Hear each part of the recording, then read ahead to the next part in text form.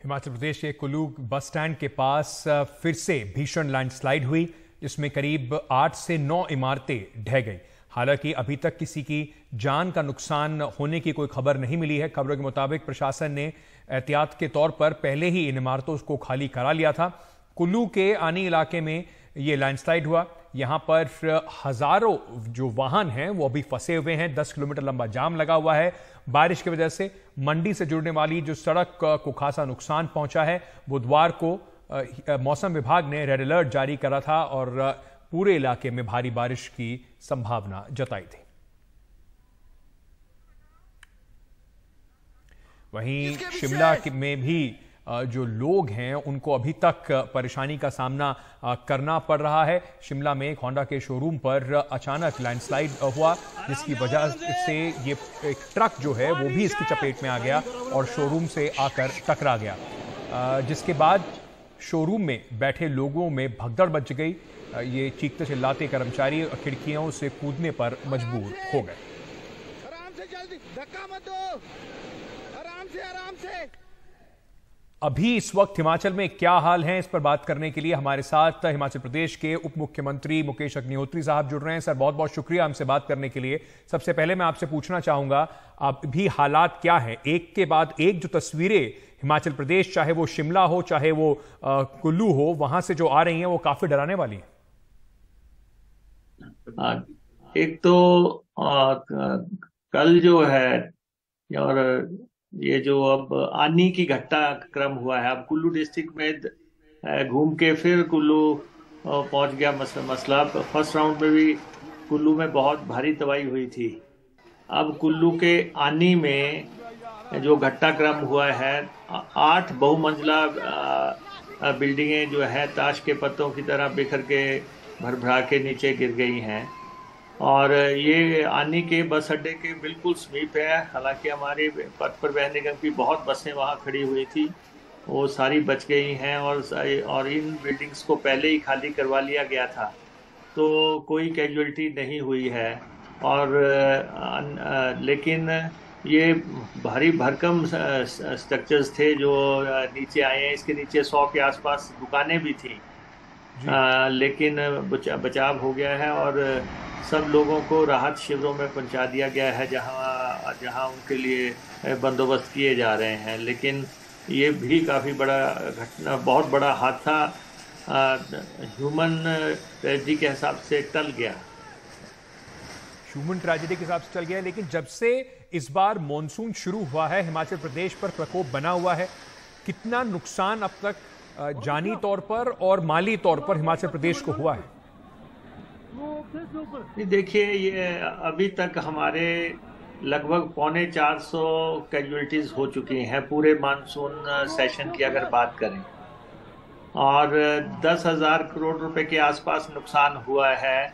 जो आप देखते हैं, कोई बिल्डिंग्स का है, कोई सड़कों का है, कोई पानी की स्कीमों का है, तो 10,000 करोड़ के आसपास का नुकसान है। हम इसमें ये नुकसान नहीं डाल रहे हैं जैसे टूरिज्म को लॉस हुआ है, पेट्रोल डीजल की खपत पे जो लॉस हुआ है, या वाइन का जो लॉस होते हैं, जो गवर्नमेंट के इनकम के जो सोर्सेज हैं, उनको हमने कोई काउंट नहीं किया है।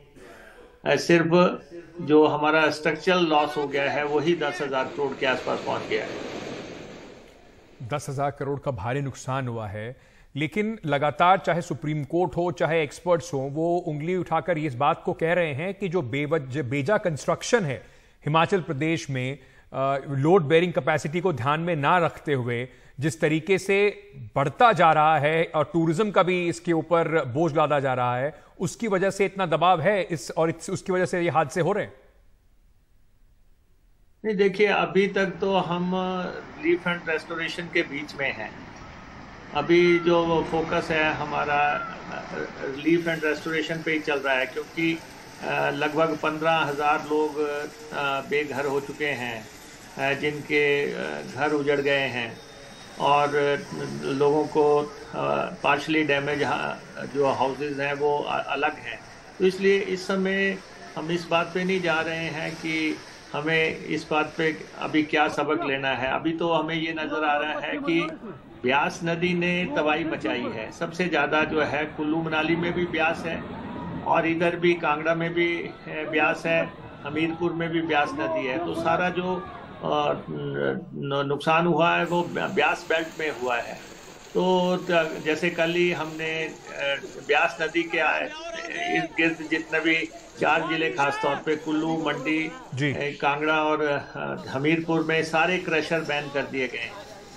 जितने भी भारी भरकम, मैं अभी दौरे पे था फतेहपुर पे और इंदौरा के, जहाँ पे बहुत पौंग डैम की वजह से बहुत ज़्यादा नुकसान हुआ, तो वहाँ पे भी हमने देखा कि भारी भरकम क्रशर काम कर रहे हैं। गगनचुंबी उन्होंने स्टोरेज कर रखी है, गाड़ियाँ लाद लाद के जा रहे हैं एक एक दिन में। और जो ग्रीड है, जो लस्ट है माफिया की, वो बिल्कुल स्पष्ट नजर आती है। इसलिए पहला एक सख्त कदम उठाते हुए इन चारों जिलों में माइनिंग पूरी तरह बैन कर दी गई है। मैं आपसे ये भी अंत में पूछना चाहूँगा, कई राज्य सरकारों ने मदद का हाथ आगे बढ़ाया है, केंद्र सरकार से कितनी मदद आपको अभी तक मिली है और आगे रिकंस्ट्रक्शन का क्या प्लान है? ये देखिए, हम लगातार ये मांग करते आ रहे हैं कि हमारा नुकसान जो है 10,000 करोड़ तो सामने ही है जो लॉस हुआ है सड़कों का, और खासतौर पे पानी की स्कीमें हमारी 2,000 करोड़ रुपए का तो पानी की स्कीमों का ही लॉस हो गया है, हो चुका है। तो इसलिए हमने कहा था कि 10,000 करोड़ रुपए का हमारा नुकसान हुआ है, हमें फौरी मदद की जाए। अब राजनीति का विषय नहीं है, लेकिन ले दे के अभी तक वैसी राहत जो एक केंद्र सरकार को करनी चाहिए वैसी राहत तो नहीं दी गई है। ना ही हिमाचल प्रदेश को जो है आपदा प्रस्त राज्य घोषित किया गया है, जो हम बार बार कह रहे हैं कि राष्ट्रीय आपदा घोषित कर दें, जैसे आपने केदारनाथ के समय में किया था। वैसे ही हिमाचल प्रदेश में आप घोषित करें, वैसे ये घोषित किए नहीं जा रहे। हाँ, हम उन स्टेट्स के आभारी हैं जिन राजस्थान की सरकार ने हमें 15 करोड़ रुपए दिया है, कर्नाटक की सरकार ने हमें 15 करोड़ रुपए दिया है, तमिलनाडु की सरकार ने हमारी 10 करोड़ रुपए की मदद की है, और उसके बाद हरियाणा की सरकार ने 5 करोड़ रुपए की मदद की है, छत्तीसगढ़ ने 11 करोड़ की मदद की है। राज्य मदद कर रहे हैं और लोग भी मदद कर रहे हैं, मदद का हाथ काफी ऑर्गेनाइजेशन बढ़ा रही हैं। लेकिन हम जैसे हमने पहले भी कहा, ये संघीय ढांचा है। एक राज्य पे अगर कष्ट है तो केंद्र को ये नहीं सोचना चाहिए कि यहाँ पे कांग्रेस की सरकार है और केंद्र में भारतीय जनता पार्टी की सरकार है, तो तंग दिली से जो है मदद करनी है।